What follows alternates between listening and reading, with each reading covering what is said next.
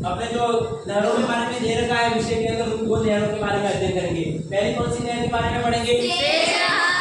दूसरी कौन सी नहर के बारे में देखेंगे? पनामा नहर। अपने एग्जाम के अंदर यहाँ से प्रश्न आना कंफर्म है, या तो अपना बड़ा प्रश्न आएगा या छोटा प्रश्न भी आएगा, ठीक है। तो खास करके अपन को इनको ध्यान में रख करके सुएज नहर और पनामा नहर को बहुत अच्छे से याद करना है। पहले अपन ने इसको बहुत अच्छे से पढ़ा है, एक दो बार अपन ने रिवीजन भी किया है, एक बार और आज रिवीजन कर लेते हैं। तो इसका निर्माण कब हुआ था पनामा नहर का, किसने करवाया था, किस किस को जोड़ती है, तो ये बार बार प्रश्न आते रहते हैं, तो इसको अपन खास करके देखेंगे। तो एक एक आप बोलोगे, सुएज नहर का निर्माण कब हुआ था?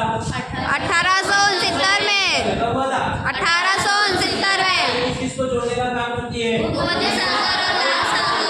बहुत बार इस प्रकार का प्रश्न बना है कि सुएज नहर जो किस किस को जोड़ती है, तो भूमध्य सागर और महासागर को जोड़ती है। तो इस नहर के द्वारा यूरोप को हिंद महासागर में क्या मिलता है? नवीन प्रवेश मिलता है। जो पहले उनको घूम करके जाना पड़ता था, घूम करके नहीं जाना पड़ता है, और बहुत ही जल्दी जो होता है इस नहर के माध्यम से अपन पहुंच सकते हैं। फिर अपन और आगे देखेंगे इसके अंदर सुएज नहर के बारे में।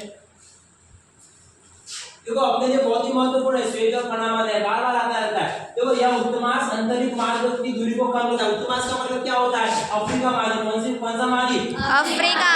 पहले अपन देखते हैं अपने मानचित्र के अंदर अपन को घूम करके अफ्रीका महाद्वीप का पूरा भी चक्कर लगाना पड़ता था, तो उसकी दूरी को उसने क्या कर दिया? कम कर दिया।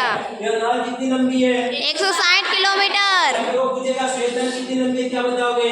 160। और ये कितनी गहरी है? 11 से 15 किलोमीटर गहरी है, ठीक है। इसको पार करने में कितना समय लगता है? 10 से 12 घंटे। तो एक छोटा सा प्रश्न भी बन सकता है, पूरा प्रश्न भी बनेगा, इसलिए ध्यान करके जा लेना। और इसमें प्रतिदिन कितने जल आवागमन करते हैं? जल आवागमन का मतलब होता है एक जाता है दूसरा आता है, तो इस प्रकार से 100 जल क्या करते हैं? आवागमन करते हैं। तो इस प्रकार से अपनी पूरी सुएज नहर अपने को ध्यान आ जाएगी। अब आया व्यवस्थित, समझ में आया ना? दूसरी प्रकार से एक और दूसरी नहर है, कौन सी? पनामा नहर। फिर से कह रहा बार-बार इन दोनों नहरों से प्रश्न आपको वार्षिक एग्जाम के अंदर देखने को जरूर मिलेगा। पनामा नहर, ठीक है, ये पनामा देश के अंदर है, और यह नहर पूरे में किसको जोड़ने का काम करती है? अटलांटिक महासागर को प्रशांत महासागर को जोड़ने का काम करती है। और इस नहर का निर्माण किसके द्वारा? अमेरिका राज्य। ऐसा कहा जाता है कि इसने अमेरिका ने वहां जो पनामा देश है उसके 8 किलोमीटर क्षेत्र को क्या किया? खरीद लिया, और खरीद करके वहां पे इसका क्या किया? निर्माण किया। पनामा नहर का पनामा नहर का निर्माण किसने किया? अमेरिका ने किया था। फिर इसका क्या नाम दिया? इस प्रकार से भी बन सकता है। नहर मंडल क्या है? तो क्या है? पनामा नहर का एक नाम है जो किसने दिया?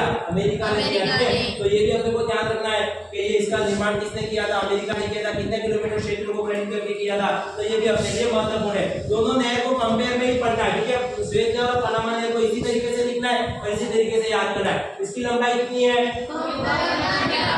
सुएज नहर की देखी थी कितनी थी? 160। तुलना इसकी पनामा की 72 है, जिसकी कितनी है? 160। ये इतनी गहरी थी, जो दो कितनी गहरी है उसको ध्यान में रखना है। बताइए 12 किलोमीटर क्या है?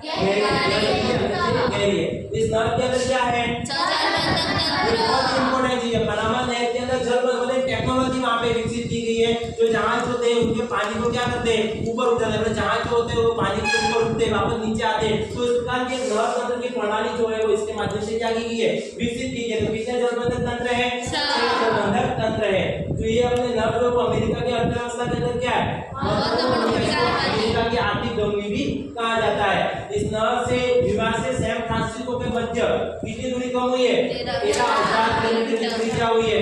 कम हुई है। तो इस प्रकार से अपनी कौन सी नहर? सुएज नहर और पनामा नहर जो अपने लिए बहुत महत्वपूर्ण है। इन नहरों को एक कॉन्सेप्ट इसी प्रकार से आप याद करेंगे। एक तरफ कौन सी नहर लिखेंगे? सुएज, दूसरी तरफ कौन सी लिखेंगे? पनामा। तो इस प्रकार से याद हो जाएगा।